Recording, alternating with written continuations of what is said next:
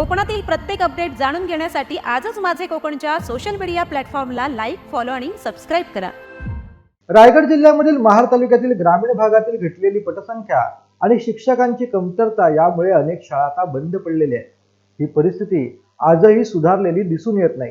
त्यातच राजकीय नेत्यांची अनास्था आणि प्राथमिक शाळा इमारतींवरती केला जाणारा वारेमाप खर्च यामुळे शासनाचे लाखो रुपये सध्या वाया जात आहेत।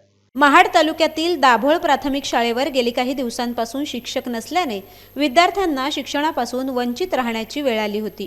मात्र अन्य शाळेतील शिक्षकांनी त्या ठिकाणी जाऊन शिकवण्याचे काम करावे असे सुचवण्यात आले। यामुळे या केंद्रातील शिक्षकांना दाभोळ शाळेवर 4-4 दिवसांची हजेरी लावावी लागली।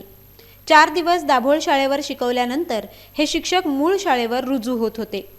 आमच्या शाळेत म्हणजे शिक्षक मिळायला पाहिजे अशी मागणी आम्ही पंचायत समितीला केली।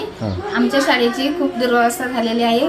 मागणी काय केलेली पण ती कोण लक्ष नाही देत। दाभोळ गावातील नागरिकांनी शिक्षकांची मागणी केली होती। शिक्षक कमी असल्यामुळे या ठिकाणी अन्य शाळेतील शिक्षक नेमण्यात आले होते।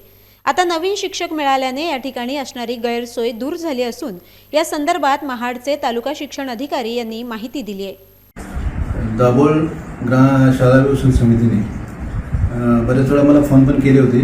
मी जरा शब्द दिला होता की तुमच्याकडे शिक्षक 1-2 दिवसात पाठवतो, परंतु ते आले होते या ठिकाणी अर्ज घेऊन पण। आणि अर्ज घेऊन आल्यानंतर मी लगेच दुसऱ्या दिवशी म्हणजे परवा साधारण 7 तारखेलाच शिक्षक जाईल असं मी सांगितलं होतं।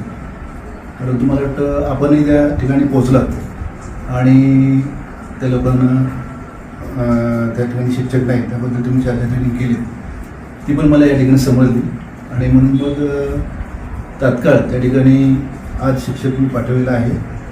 एकंदरीत पाहिलं तर दाभोळ शाळेमध्ये देखील सध्या फक्त 12 विद्यार्थी शिक्षण घेत आहेत। या गावातील अंगणवाडी देखील शून्य संख्येची आहे। या शाळेच्या परिसरात सध्या बिकट अवस्था आहे। परिसर गवतांनी व्यापलेला असल्याने मुलांच्या आरोग्याचा देखील प्रश्न निर्माण झालाय। याबाबत देखील शाळा व्यवस्थापन समिती नाराजी व्यक्त करताना दिसतेय। माझे कोकणसाठी उदय सावंत, रायगड।